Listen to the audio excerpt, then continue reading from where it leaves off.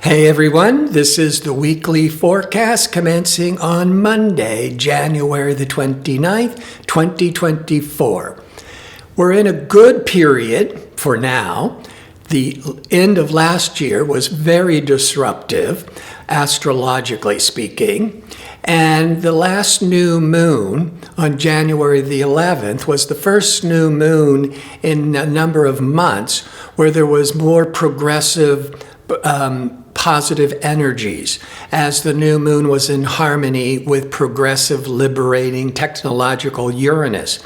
And then the full moon on the 25th had a T-square to expansive Jupiter. You might go over the top with optimism, but there's still this much more upbeat, positive energies. And so this week, there's no negative planetary events. There's several positive events. So this is also going to continue this good run. However, the next new moon on February the 9th, 2024, will be in a hard angle back to Uranus that brings in all this rebelliousness and unexpected energies. But for now, this January is a lot better planetary-wise than it has been, and it's continuing this week. So before I break down what are these really favorable transits and what also is happening each day, if you enjoy these kinds of videos and would like to see more of them, click like and subscribe. And don't forget to click on the notification bell so you can receive the latest postings. And if you go into the description box underneath the video, you'll find a direct link to sign up for my free daily horoscope, the horoscope message, or to my website where you can book an astrology reading or check out my 2-question offer.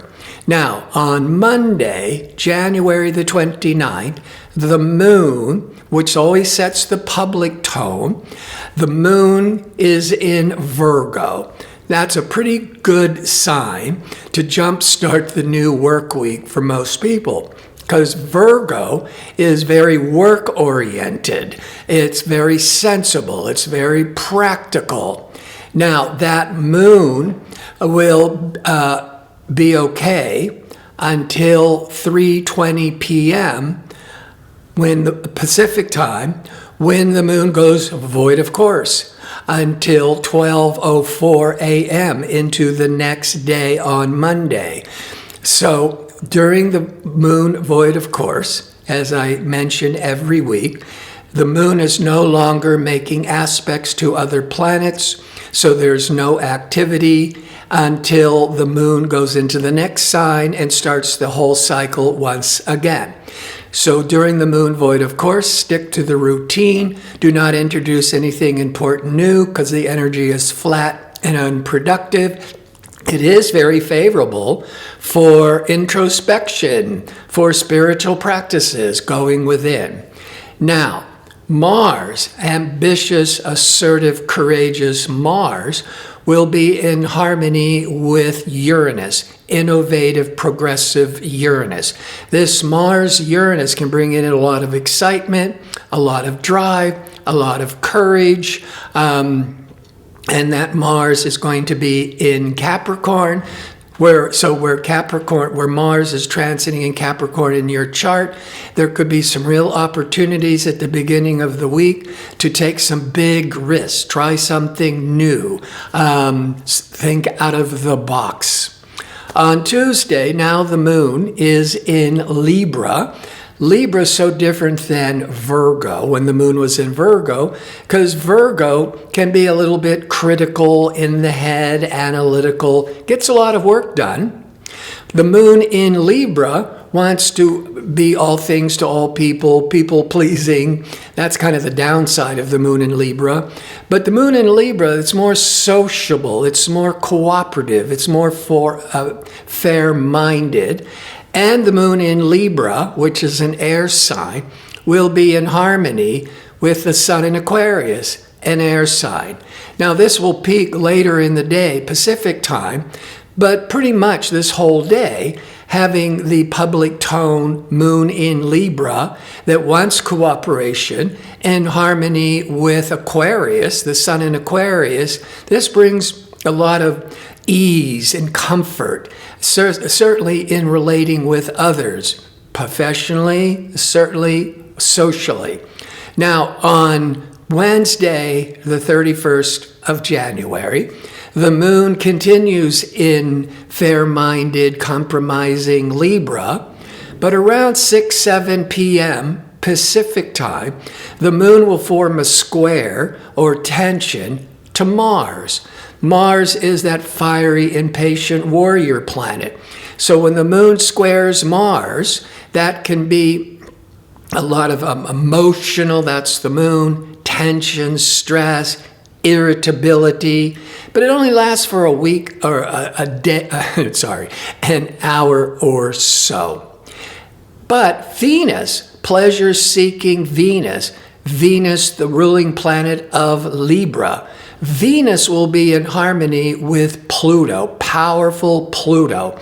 That Venus in harmony with Pluto can really help intimate relationships, that's the Venus, go deeper.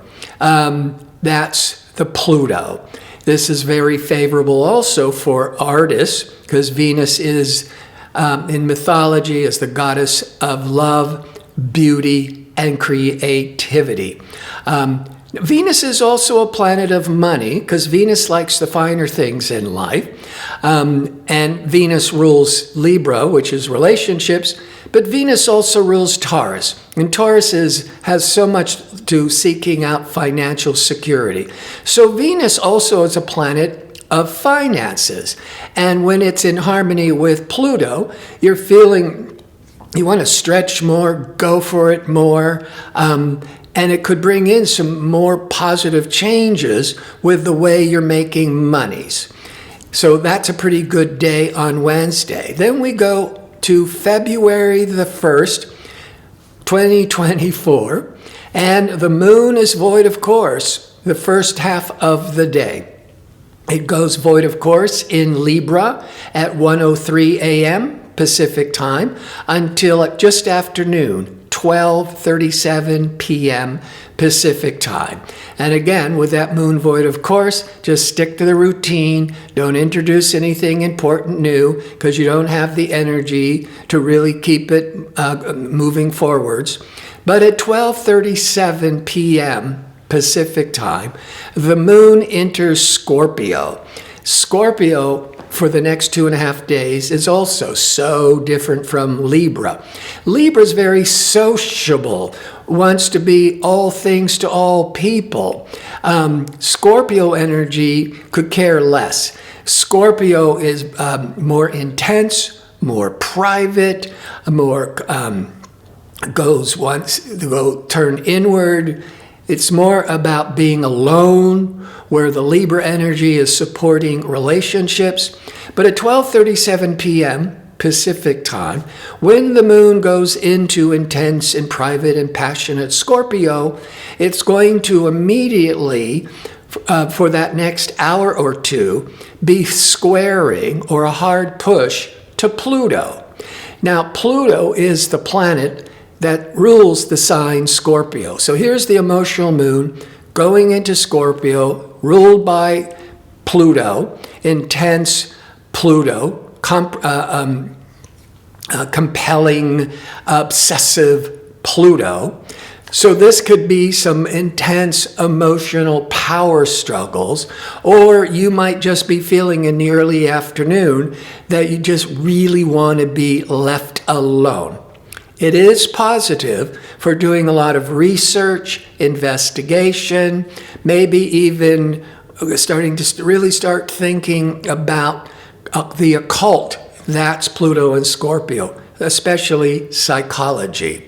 On Friday, as the moon continues in Scorpio, a passionate water sign, it will be in harmony with Venus, the relational, cooperative, creative Venus, mid-afternoon.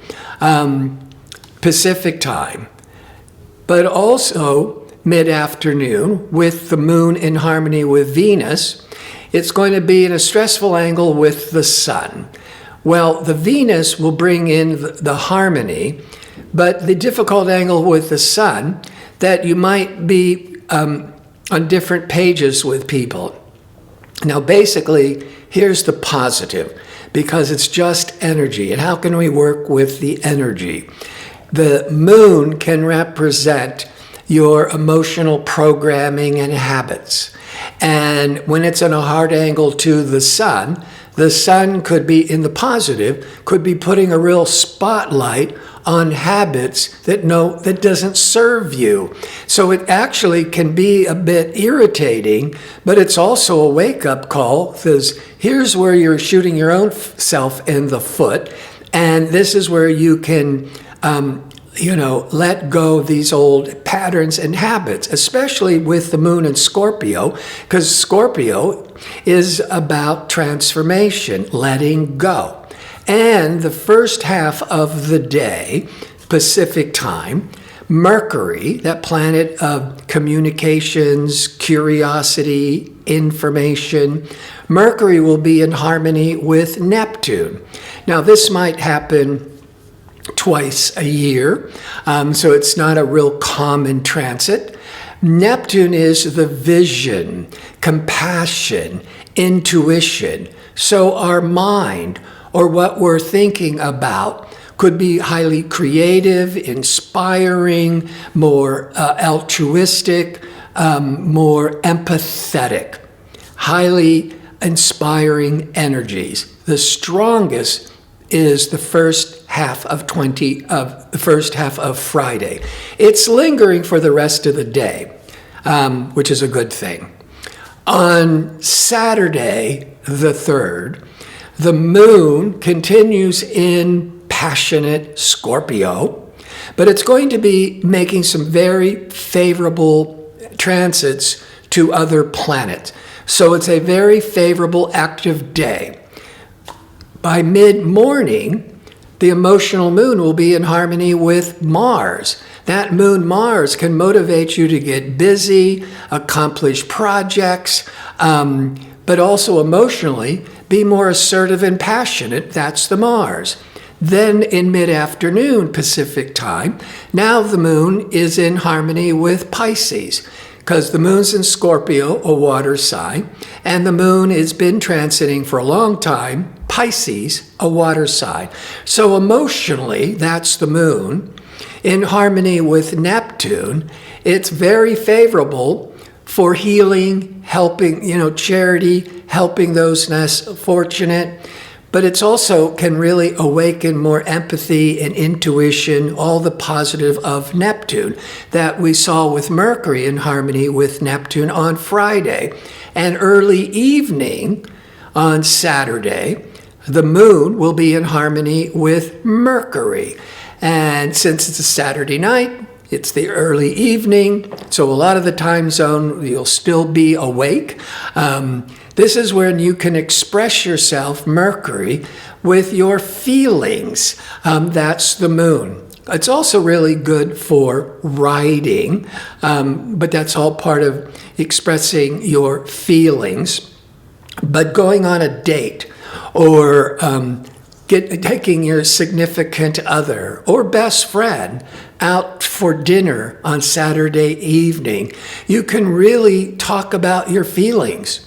You could really be talking about your past, your childhood, but feeling good about it. That's the positive of the Mercury. And then on Sunday, the 4th, the moon is now in Sagittarius.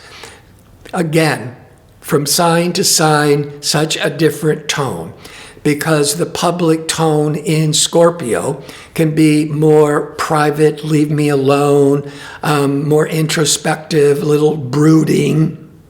Sagittarius, when the moon goes into Sagittarius once a month, Sagittarius is very adventurous, it's optimistic, it's outgoing, it likes to travel, it's good for promoting yourself out to the world. But late morning Pacific time, as the moon is in Sag, fiery, enthusiastic Sag, it's going to form a square to restricted Saturn. Again, this only lasts for an hour or two, but emotionally you could be feeling really frustrated or lonely. You certainly wouldn't want to be having an intimate talk with a relationship with family, because you might just be feeling you're not getting your needs met, you're feeling really frustrated. This is also the last day of discerning, intelligent Mercury in Capricorn. Capricorn being realistic, pragmatic, good business sense. But at 9:10 p.m. Pacific time, the moon goes into Aquarius for several weeks. Aquarius is very futuristic. It would be Mercury would be more interested in all things Aquarius, technology, the future. Astrology is under the domain of Aquarius, thinking out of the box, original thinking. So all the important planetary events of Mars to Uranus, Venus to Pluto, Mercury to Neptune, and then at the end, Mercury moving into Aquarius, these are all really positive energies. We're wrapping up January. Boy, does time fly already. But without a lot of generalized planetary crisis. And sure, stuff happens, every chart is individual, but with all these more favorable energies, it's easier to, without going into panic, is to take your time and go, oh, I have solutions, I have possibilities. So I want to thank you for watching. If you like information on how to book an astrology reading, or remember to sign up for my free daily forecast, just visit my website at gardino.co. That's .co. Until next week, be safe and well.